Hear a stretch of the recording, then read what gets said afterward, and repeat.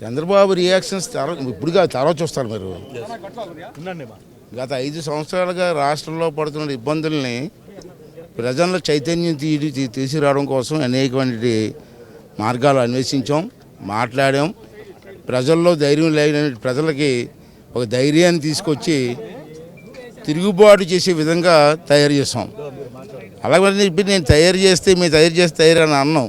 ప్రజలు చాలా ఇబ్బందులు పడ్డారు. ఈ రాష్ట్రాన్ని కాపాడుకోవాలని చెప్పి ఒక నిర్ణయానికి వచ్చారు. అంచేత ఎప్పుడూ లేనిటువంటి నేను ఎన్టీ రామారావు దగ్గర కూడా పనిచేశా. ఎన్టీ రామారావు టైంలో కూడా ఎమ్మెల్యేకి పోటీ చేశాను.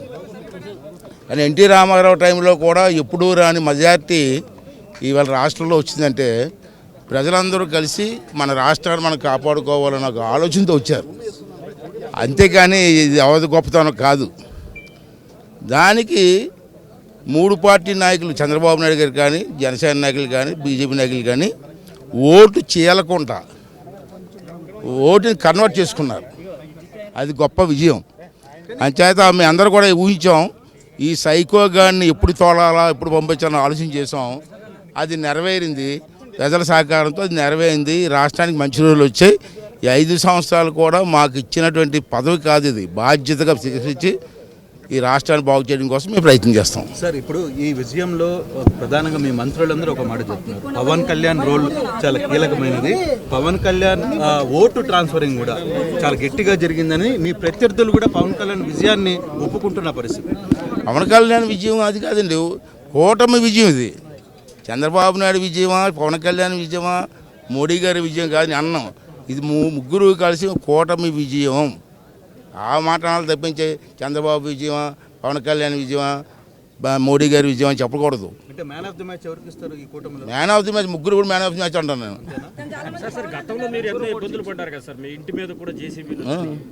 రాష్ట్రం కోసం ఇబ్బంది పడతా ఉండే, అవసరమైతే ప్రాణాలు ఇస్తాం.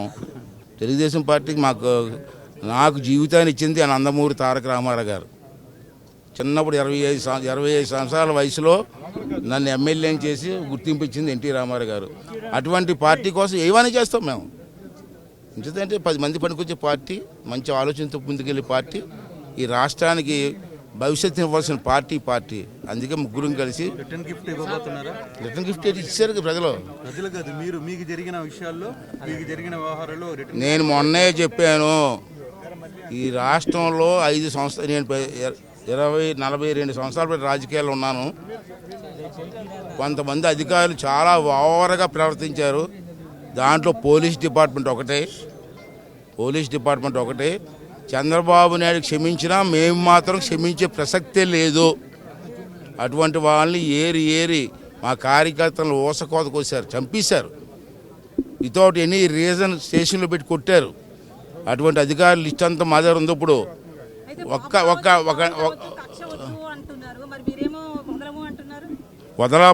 వదిలితే అమ్మ చేతకాంతనం అవుద్ది.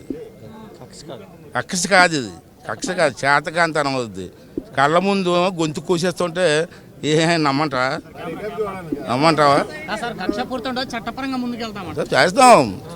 ఫైనల్ గా సీనియర్లకి ఈసారి అవకాశం రాలేదు.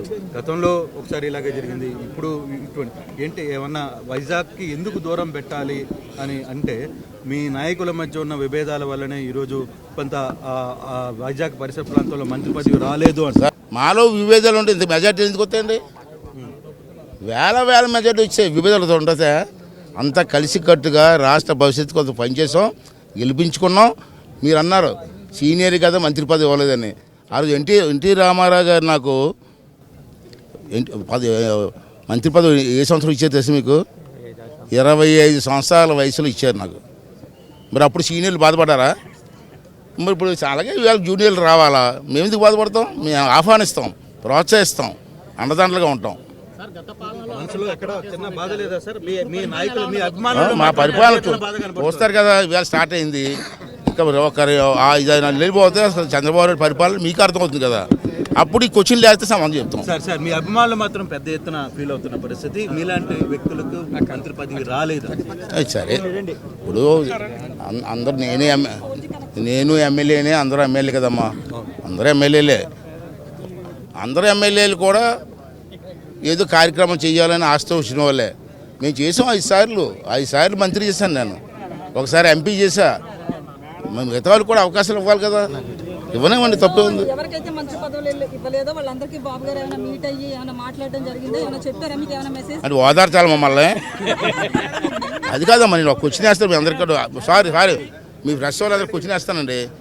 మాకు ఎమ్మెల్యే టికెట్ రావడమే గొప్ప, మళ్ళీ ఓదార్పు ఒకటి మళ్ళీ మాకు తప్పది. కానీ ఇప్పుడు మీరు పోయి శుభాకాంక్షలు చెప్పారు, ప్రత్యేకంగా మీతో కూడా చేయి కరచాలం చేసి మీతో మాట్లాడిన పరిస్థితి ఇప్పుడు పైన జరిగింది. అక్కడ ఏమన్నా మీకు ఏమన్నా హామీ లాంటి ఏమన్నా ఇచ్చారు? హామీలు ఏం లేదు, నేను మాత్రం చిన్న సూచన చేశా.